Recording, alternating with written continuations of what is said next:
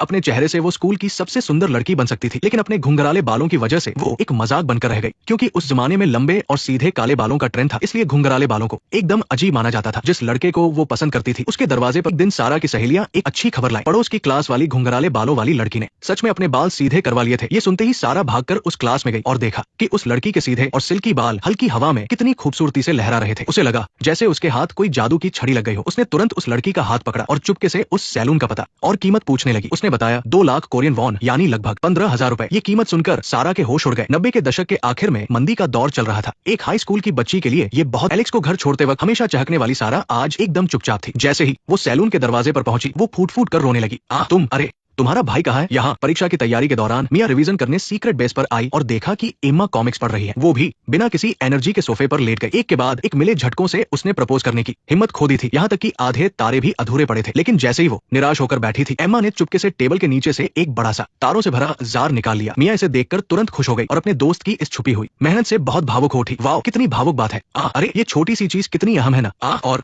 निराश बैठी मिया ने अचानक से पड़ोसी और अपनी माँ की बातें सुन ली। असल में एम्मा के एंट्रेंस एग्जाम न देने की वजह उसके पिता का अत्यधिक कंट्रोल और घरेलू हिंसा थी। इससे वो डिप्रेशन में चली गई थी और उसे गहरा सदमा लगा था। वो स्कूल जाने से भी डरती थी। आखिर में तंग आकर माम बेटी सियोल से बुसान रिकवरी के लिए आ गए थे। तभी मैं सोचूं कि शुरुआत में एम्मा हमेशा इतनी उदास और नेगेटिव क्यों लगती थी। वही अगर एम्मा के पिता से तुलना की जाए तो मिया के पिता एक बहुत ही अच्छे दोस्त की तरह थे। वो उस पर कभी हावी नहीं होते थे, बस यही चाहते थे कि उसका स्कूल का जीवन खुशहाल बीते। उनके इस अनोखे तरीके ने अनजाने में ही एम्मा के दिल को भी सुकून पहुंचाया था। एक दिन स्कूल में डॉजबॉल प्रतियोगिता हुई। इत्तेफाक से सामने वाली टीम में डेविड की क्लास थी। नियम यह था कि लड़के लड़कियों को बचाएंगे, अगर गलती का मतलब सीधा हार था। कई बार के वार पर जीत पक्की कर दी, लेकिन किसी ने सोचा भी नहीं था कि तभी प्यार में अंधी हो चुकी मिया ने अपने शरीर से वो वार रोक लिया। दोनों क्लास के बच्चे उसके इस धोखे को देखकर हैरान रह गए, लेकिन सबसे ज्यादा नुकसान एम्मा का हुआ। उसने अपनी घायल पार्टनर की जरा भी परवाह नहीं की और बिना पीछे मुड़े वसे उसे डेविड को प्रपोज करना ही था। और अगले हफ्ते होने वाली स्कूल ट्रिप प्रपोज करने के लिए एकदम सही मौका थी। लेकिन उससे पहले उसे अपने नफरत भरे करली बालों को सीधा करवाना था। चूंकि मालकिन कस्टमर्स को देख रही थी, इसलिए बाल धोने का काम एम्मा को मिल गया। वो इस काम में हमेशा से बहुत माहिर थी, लेकिन इस बार वो जानबूझकर नखरे कर रही थी। उसने जानबूझकर कंडीशनर का इस्तेमाल किया। बाल स्ट्रेट करने से पहले माना कि ये बहुत बचकाना लग रहा था, लेकिन असल में ये एक टीनेजर के दिल का वो पजेसिवनेस था जो वो छिपा नहीं पा रही थी। लेकिन फिर भी इससे मिया का पक्का इरादा नहीं डगमगाया। एक समय था जब वो डेविड को इम्प्रेस करने के लिए खुद को बदलने की कोशिश करती थी, लेकिन अब उसे एम्मा का वो खास और अलग सा प्यार ज्यादा पसंद था। मैं तुम्हें पसंद करती हूँ, तुम्हें सीधे बाल पसंद है ना, इसलिए मैंने हेयर ट्रीटमेंट करवाया। मुझे तुम्हारी भी याद आई, इसलिए मैंने अपने बाल कटवा लिए। लेकिन जब सच में तुम्हें प्रपोज करने की बारी आई तो मेरा दिल लगातार कांप रहा था। मुझे हमेशा से लगता था कि सिर्फ मेरे बदलने से ही लोग मुझे पसंद करेंगे। मुझे लगा कि मुझे और बेहतर और सुंदर दिखना चाहिए। लेकिन स्कूल ट्रिप खत्म होने के बाद एम्मा मिया को इग्नोर करती रही। पूरे रास्ते उनके बीच कोई बात नहीं हुई। बाद में एम्मा दोबारा उस गोदाम में आई। सारा ने उस समय केविन से अपने प्यार का इजहार नहीं किया था। ये जानकर डेविड ने अनजान बनने का नाटक किया, लेकिन अंदर ही अंदर वो बहुत खुश था। अब सारा अपने कॉलेज एंट्रेंस एग्जाम की तैयारी कर रही थी और उसे उम्मीद थी कि डेविड उसके लिए एक बहुत बड़ी एग्जाम कैंडी खरीदेगा। लेकिन डेविड ने कुछ ऐसा कहा जिससे सारा का दिल टूट गया। डेविड हमें अस्पताल के वार्ड में पहुंची और दरवाजे की दरार से डेविड और उसकी माँ को बुरी हालत में देखा। उसकी माँ के शरीर पर चोट के निशान थे। डेविड ने रोते हुए अपनी माँ से कहा कि उनकी मौसी उन्हें अमेरिका भेजना चाहती है, वरना सियोल के घर वापस जाने पर उन्हें कभी आजादी नहीं मिलेगी। लेकिन वे दोनों सिर्फ बुसान में रहकर एक शांति भरी जिंदगी जीना चाहते थे। दरवाजे के बाहर खड़ी सारा अंदर नहीं गई। उसमें इन सबका सामना करने की हिम्मत नहीं थी, इसलिए उसने उसे अमेरिका जाने देने का फैसला किया। सारा ने अपने दिल की सारी बात कह दी और ब्रेकअप के लिए खुद को तैयार करने के बाद आखिरकार उसने सिक्का डालकर उसे कॉल किया। हाई स्कूल की पढ़ाई खत्म होने तक डेविड वापस बुसान नहीं आ सका। जब सारा दोबारा उस स्टोर रूम में गई तो डेविड वहां नहीं था, लेकिन उसे वहां अचानक तस्वीरों के जरिए मैंने अपने प्यार का इजहार किया। तुम ही वो इंसान हो जिसने बीच पर और मेरे सपनों में मुझे बचाया। तुम मेरे लिए बहुत कीमती हो। उस दिन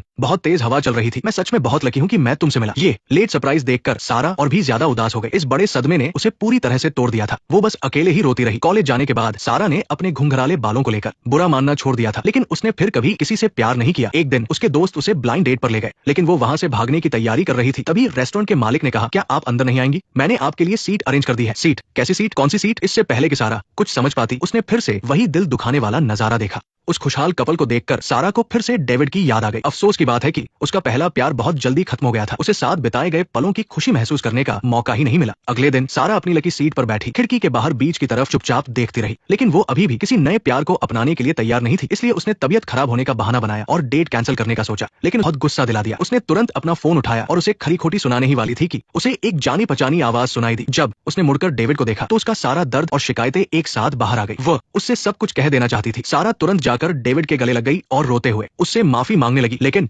सच तो ये था कि डेविड को पहले से ही पूरी सच्चाई पता थी। उसके बाद डेविड ने पेपर स्टार से भरा एक बड़ा जार निकाला। जब भी उसे सारा की याद आती थी वो एक स्टार बनाता था और इस तरह उसका प्यार पूरे जार में से अच्छा। अंत ये नहीं है कि आपको आपका प्यार मिल जाए, बल्कि ये है कि आप आखिरकार खुद से नफरत करना छोड़ दें।